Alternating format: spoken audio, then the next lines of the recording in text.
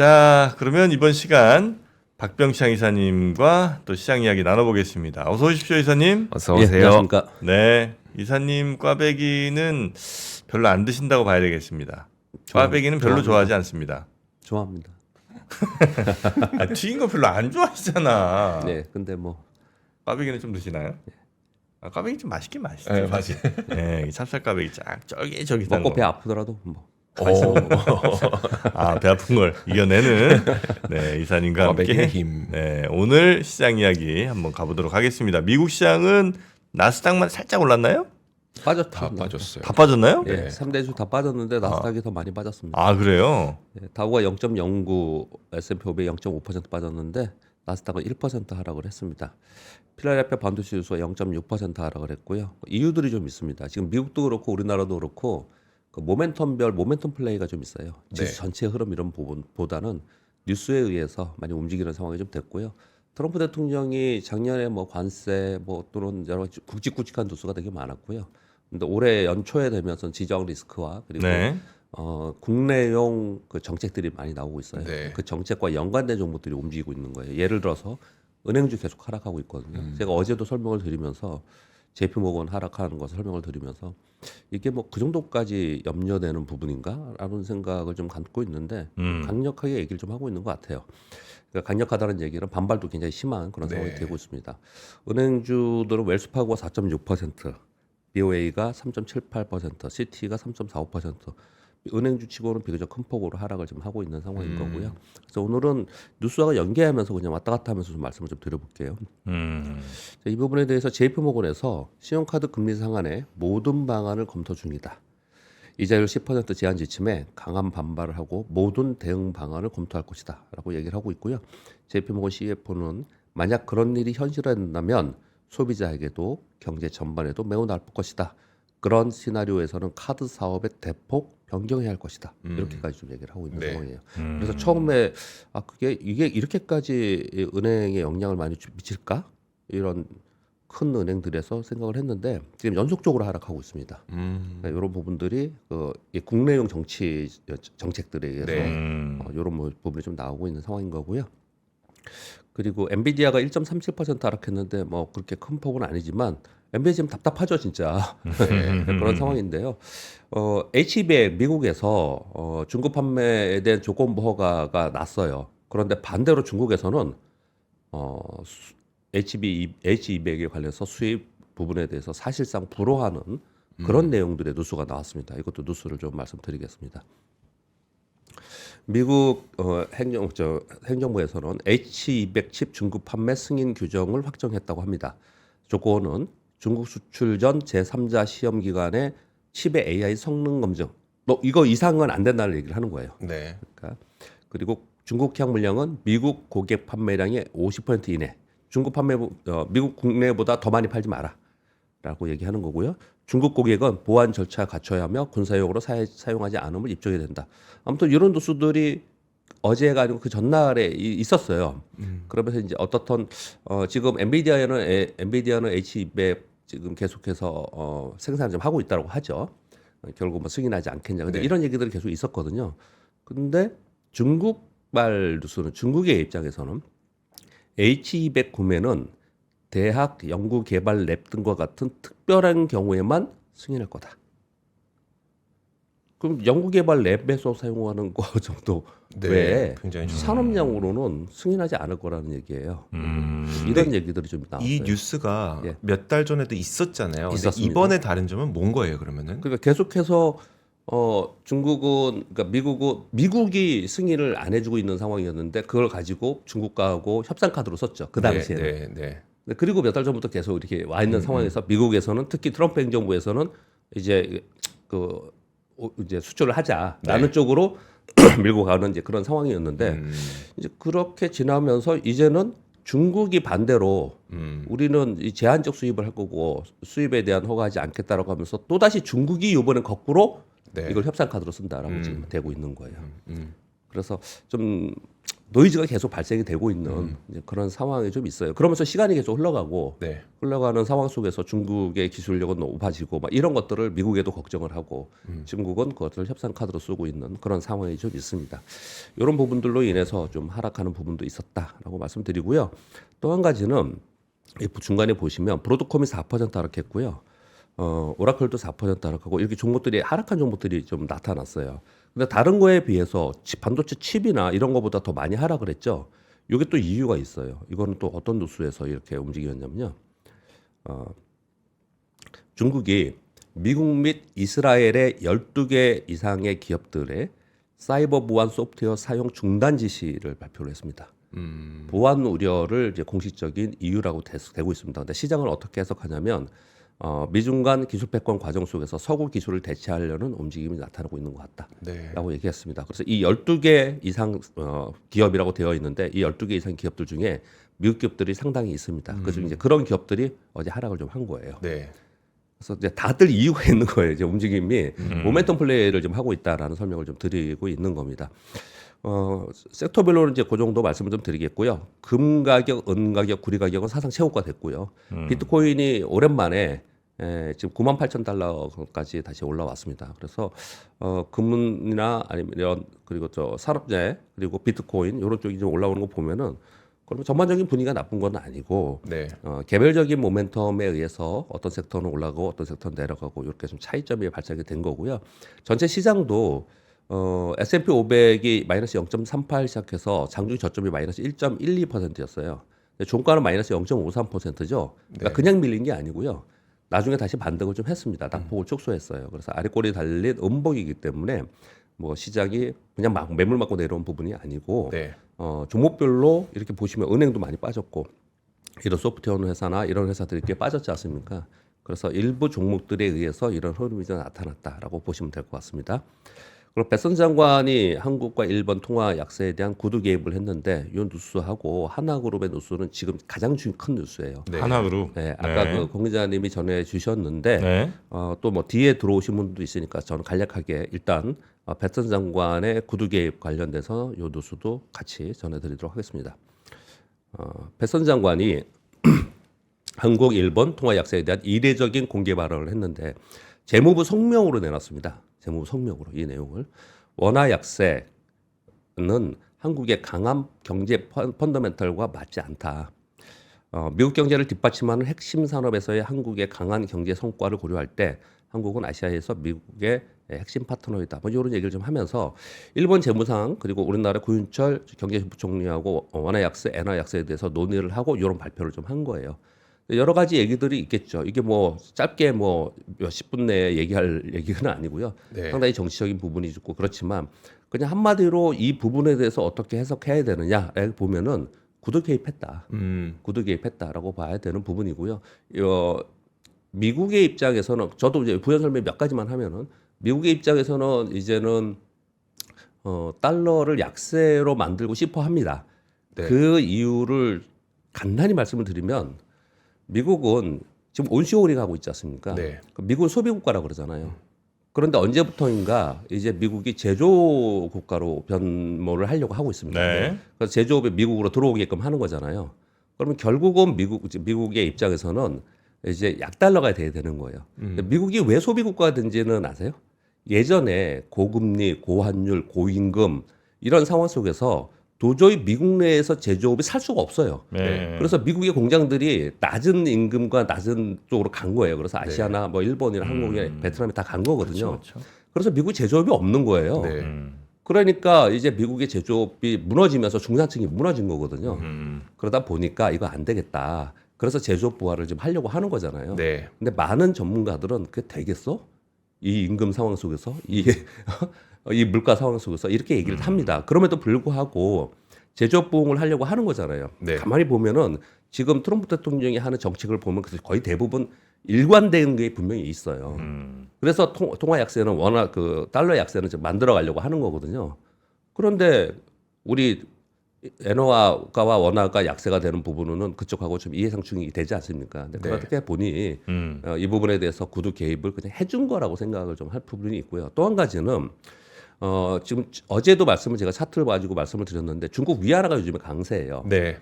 달러 대비 7위안 아래로 떨어졌어요. 그런데 아시아 주요 국가 중에서 여러 가지 국가들이 있지만 그냥 대표적으로 말씀드리면 요즘에 태국 통화는 굉장히 강세입니다. 태국? 네. 바트와 뭐 이런 게? 네, 바트가 강세예요. 그런 것들 보고 그런 거에 비해서 유독 그냥 원화와 엔화만 약세를 보이는 거예요. 네. 근데 이 두 가지 특징이 있는 거죠.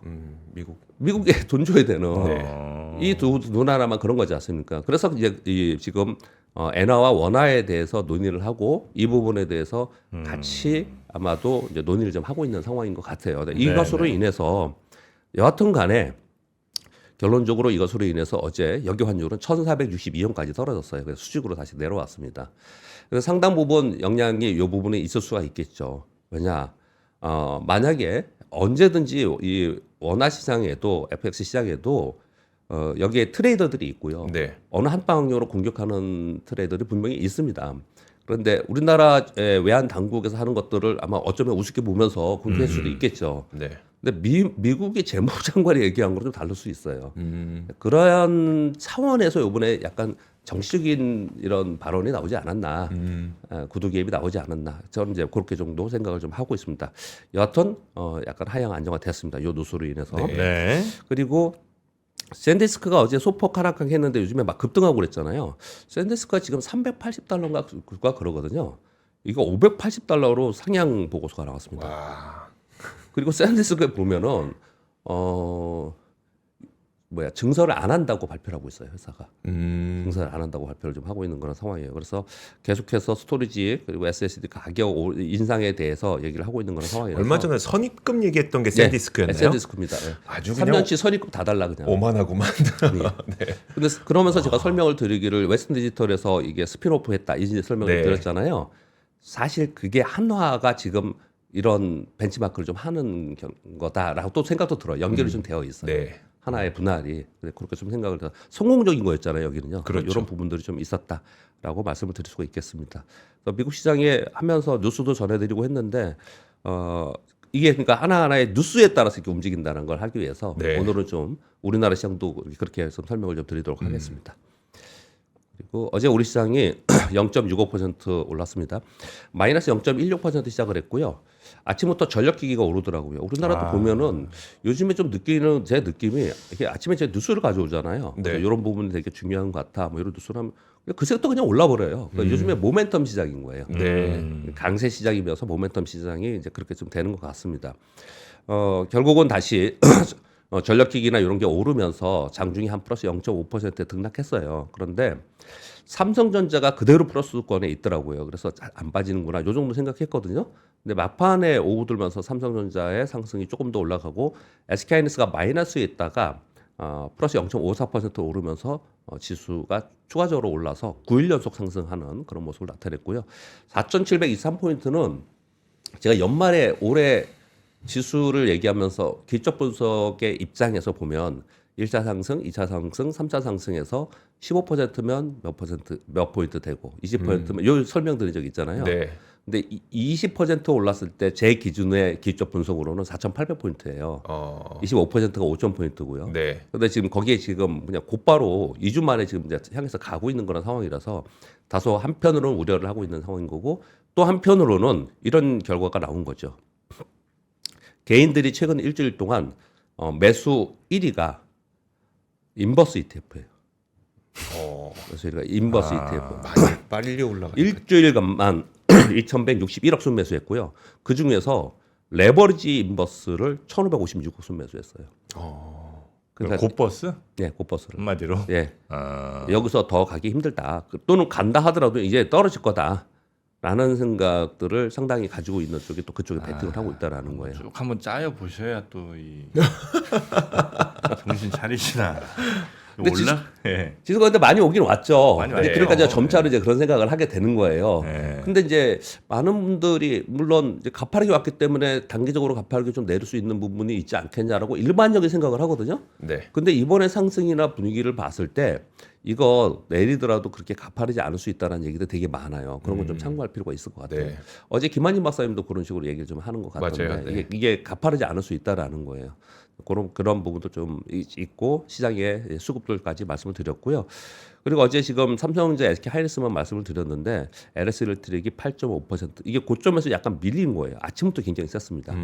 HD 현대일렉트릭이 4%, 효성중공업이 4.58% 이렇게 올랐는데 이거는 어제 뉴스를 전해드렸는데 조금 더 구체적인 뉴스가 하나가 나왔습니다. 뭐냐면 마이크로소프트가 데이터 센터 전력 비용 부담 계획에 대한 발표를 했어요.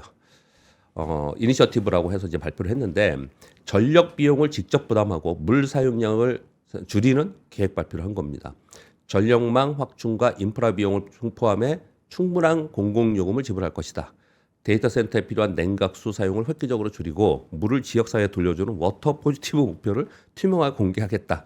이런 얘기를 잘 하면서 마이크로소프트 부회장은 막대한 수익을 내는 기술 기업들이 AI 발전을 위해서 대중에게 전력 비용 부담을 지우는 것은 불공정하며 정치적으로도 현실적이지 않다. 이렇게 계획을 발표했거든요. 이게 이 바로 직전에 어제 굉장히 중요하다고 제가 말씀드렸습니다.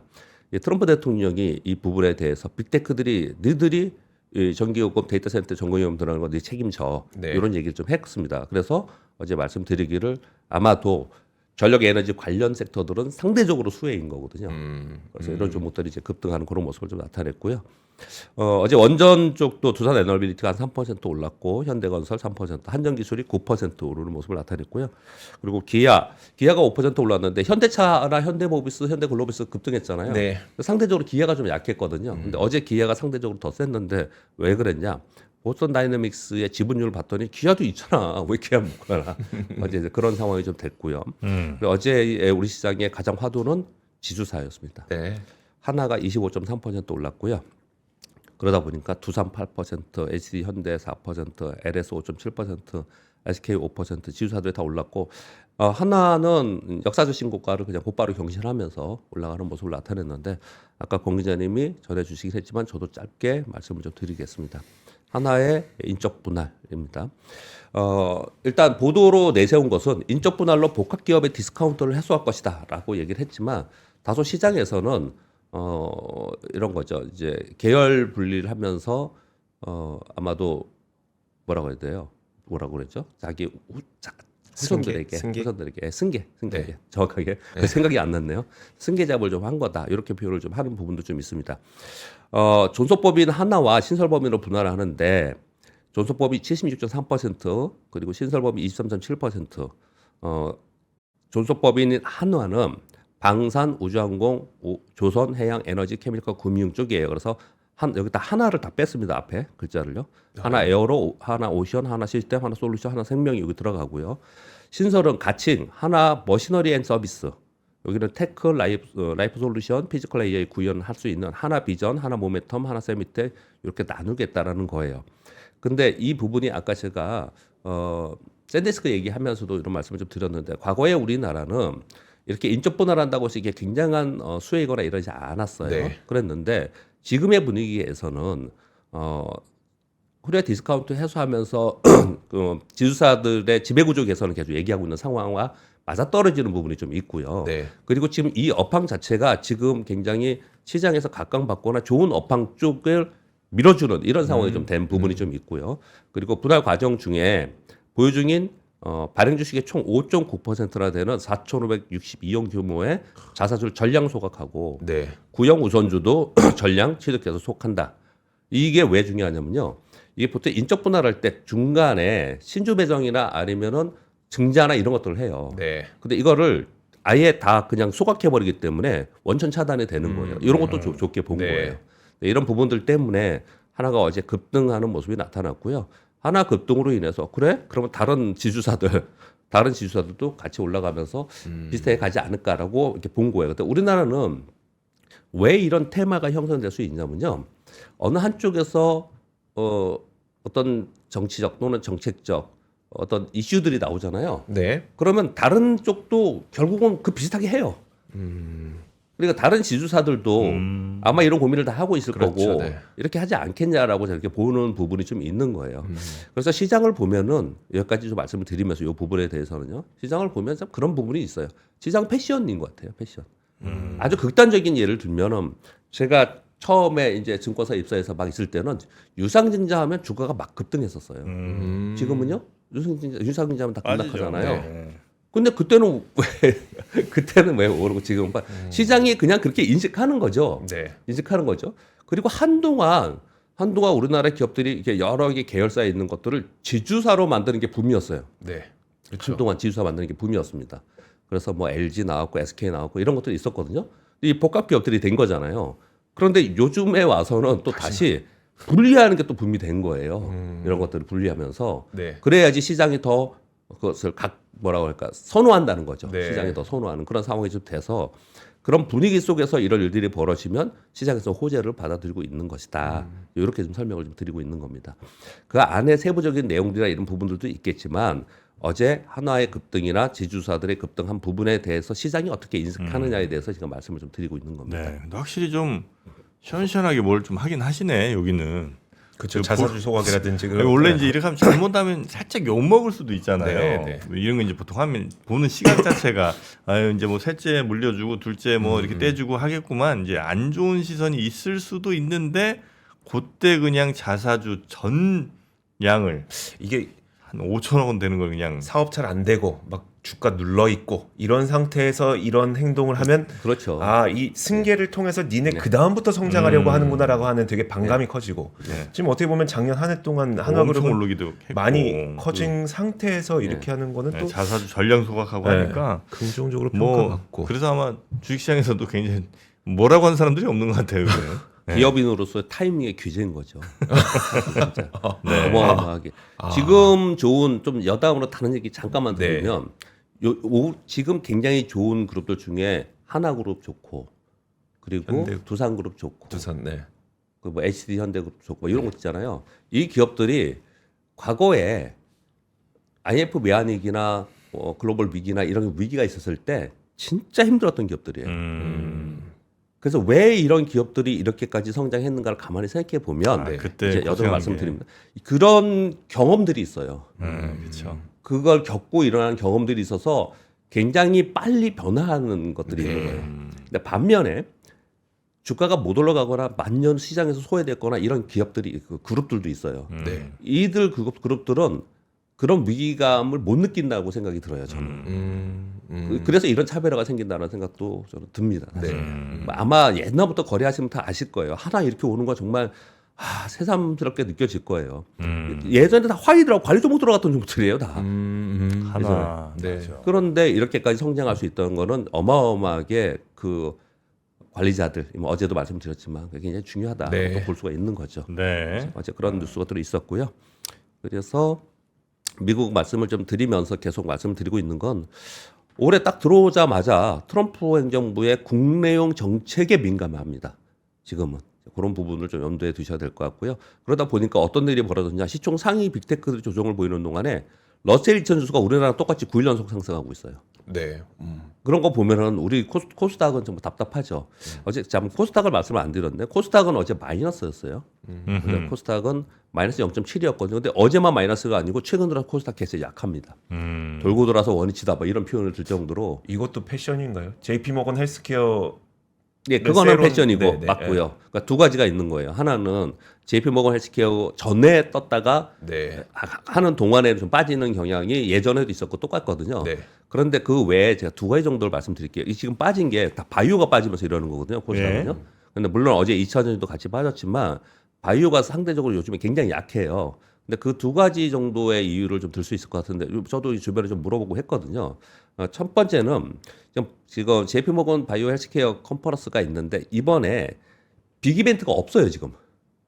그냥 AI 헬스케어만 얘기하지. 네. 작년에는 그거 있었지 않습니까? 체중 조절. 왜 이렇게 비만 용어가 치료, 생각이 안 비만 나니까. 치료. 위고비가 네. 끼워요. 예. 뭐 이런 어떤 빅 이벤트의 이슈들이 네. 있잖아요. 네. 이번에 행사의 이벤트에 그게 안 나오고 있어요. 그런 부분들이 한 가지가 있고요. 네. 또 한 가지로 그래서 뭔가 나오면 또 달라지겠죠. 이벤트. 근데 그런 게 지금 없는 상황이 있고 전부 다 그냥 AI 얘기하고 있어요. 또 가만히 그 내용들을 보면 그리고 또 한 가지는 시적 시즌에 들어가잖아요. 이 바이오주는 실적 시즌에 약했다가 실적 시즌 끝나면 다시 오르고 이런 특징을 좀 갖습니다. 그래서 지금의 바이오주의 하락을 이제 그런 부분에서 얘기를 하고 있는 것 같더라고요. 네. 근데 엄청 빠졌어요. 어제도 그렇고 요즘에 이렇게 빠지고 있는 그런 상황이라서 상대적으로 코스닥이 약한 그런 모습을 나타내고 있습니다. 자, 그렇게 정도 말씀을 드리고 네. 뉴스 한번 전해드리겠습니다.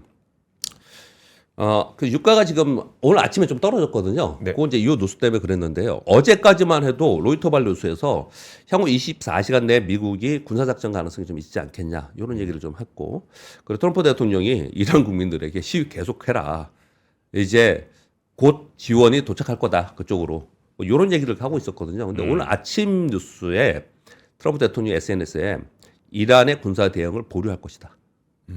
라는 게 보도가 나오면서 그러면서 어제 시장도 반등을 마지막에 좀 준 것도 있고요. 그리고 유가가 좀 떨어졌습니다. 네. 네, 그래서 전반적으로 조금 더 지정 리스크에서는 약간 뒤로 물러서는 그런 모습을 좀 나타내고 있다. 네. 이렇게 보시면 될 것 같습니다.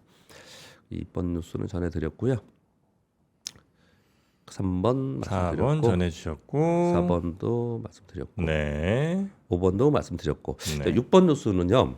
미국 연방주택국 국장이 상장 건설사들 너희들 자사주 매입하지 말고 주택 건설 더 많이 해줘. 와. 이렇게 공고했다는 거예요. 그러니까 미국은 지금 상당히 내부적인 국내용 정책의 뉴스에 굉장히 많아요. 지금 네.